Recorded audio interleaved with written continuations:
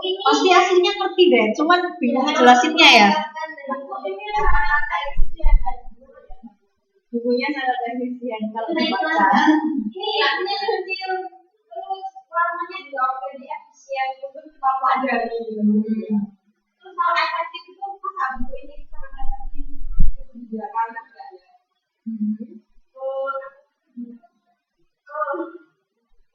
Saya coba dicari dulu ya, nanti saya ada waktu buat untuk mencari ini maksudnya efisien dan efektif. Pokoknya nanti saya kasih clue deh, ada kaitannya sama yang satu itu memperhatikan prosesnya, yang satunya memperhatikan hasilnya. Tapi yang mana yang hasil sama yang proses nggak tahu deh yang mana. Nanti dicari ya. Sekarang kita skip dulu. Kemudian metode. Jadi komunikasi ini dilakukan secara sistematik dan juga komprehensif. Masih ingat nggak komprehensif tadi apa? Oh ya. Iya, beda. Terus hari yang pertama melakukan penelitian dan analisis.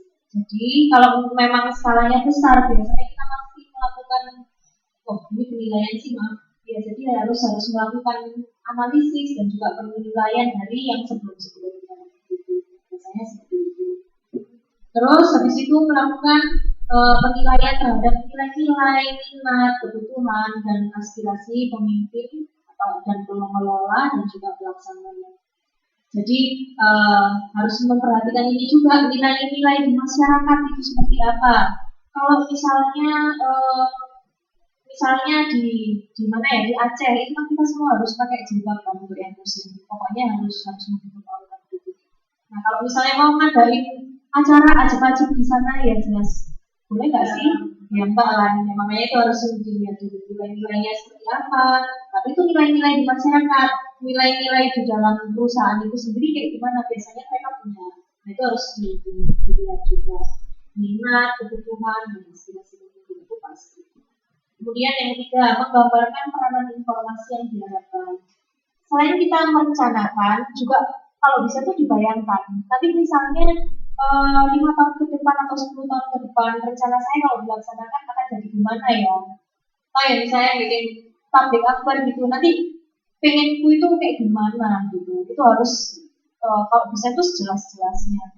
Dengan mengetahui dengan jelas acaranya atau rencana kita, itu nanti dengan mudah kita bisa tahu. Aku pengen nanti acaranya itu pokoknya tablik akbar ya, namanya akbar pokoknya harus besar. Kemudian memuat ribuan orang gitu, itu misalnya. Nah dari situ kan kita jelaskan tahu, oh skalanya besar, kemudian memuat banyak orang, berarti butuh tempat yang besar juga kayak gitu. Nah makanya harus dijelaskan yang diharapkan itu kayak gimana, harus jelas. Kemudian menganalisis sumber dan kemampuan. Jangan sampai apa yang kita lakukan ini kayaknya nggak sesuai dengan kemampuan kita. Bukan berarti kita ini nggak mampu buat apa-apa, tapi siapa tahu nggak sesuai aja gitu. Misalnya kita dari jurusan komunikasi, terus habis itu suruh benerin apa ini ban bocor atau benerin genteng atau apa gitu. Yang kita ini sebenarnya spesifikasinya di sini, tapi disuruh mengerjain pekerjaan teknis-teknis yang kayak gitu, kan nggak sesuai namanya kayak gitu. Kemudian merancang strategi dengan tepat. Kemudian ada lagi mengembangkan tujuan-tujuan khusus. Jadi selain ada tujuan khusus juga ada tujuan umum, terus juga ada tujuan khusus.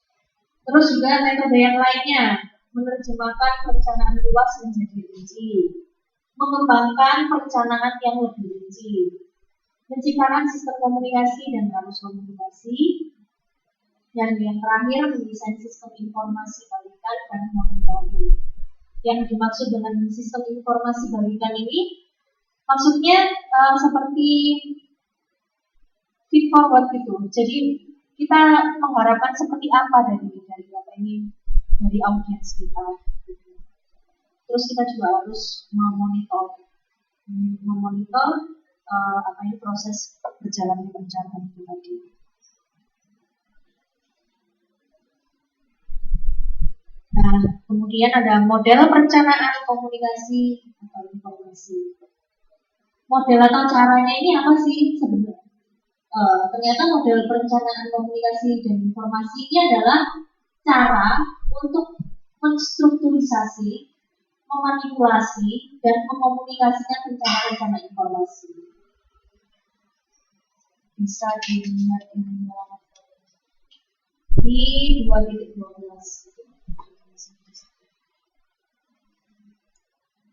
Nah, yang dimaksud manipulasi di sini ini bukannya untuk membohongi atau apa gitu ya, tapi artiannya itu dalam rangka manipulasi.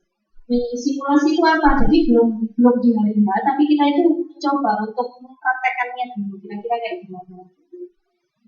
Nah, itu bisa pakai apa? Kita bisa pakai yang namanya ini ya, ada bantuan dengan komputer dan proses kelompok kerja di halaman 2015. Kemudian metode komprehensif harus yang efektif gitu. Ini masih dalam model perencanaan. Di dalam model ini nanti ada yang namanya metode. Metodenya itu harus komprehensif, yang berarti juga harus efektif.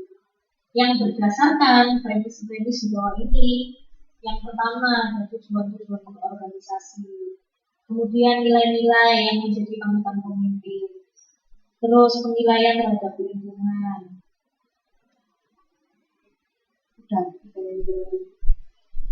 Jadi intinya itu semuanya ini kok dalam satu kerangka, cuman penjelasannya itu di sini lebih detail, di modul berikutnya lebih detail lagi. Seperti yang minggu pertama lalu kan saya jelaskan soal apa ini namanya langkah-langkah untuk perencanaan itu loh, yang ada pertama fact finding sampai evaluasi. Ini tadi kan juga akan dijelaskan lebih detail. Jadi insya Allah kalau mbak-mbak belajar benar dari yang apa ini, yang pertama itu insya Allah kedepannya itu udah tahu guideline. Intinya nanti ngomongin soal ini. Oke, sebelum ke kegiatan kedua istirahat bentar ya. Ya 5 menit itulah. Sambil ini tentukan PR tadi, efisien dan efektif maksudnya gimana?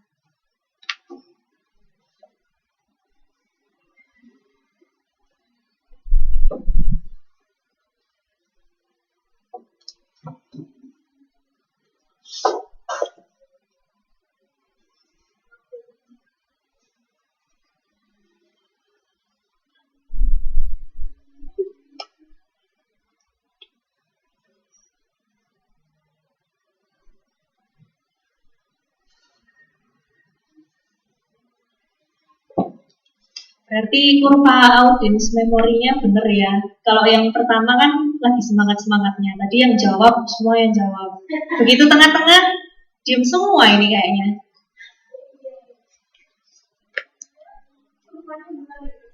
Bener ya berarti ya surveinya.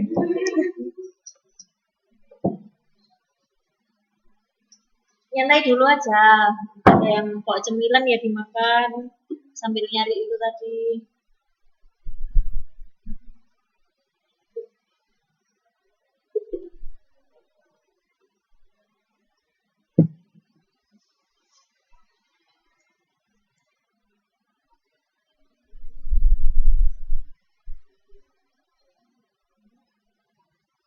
Ini bentar lagi selesai ternyata.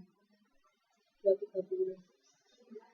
Ya 2.30 kan ya? Iya, kan sekarang udah jam 2. Bentar lagi selesai.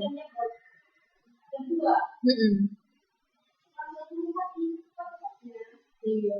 Soalnya tadi kepotong ini ya, sholat tadi belum sholat saya.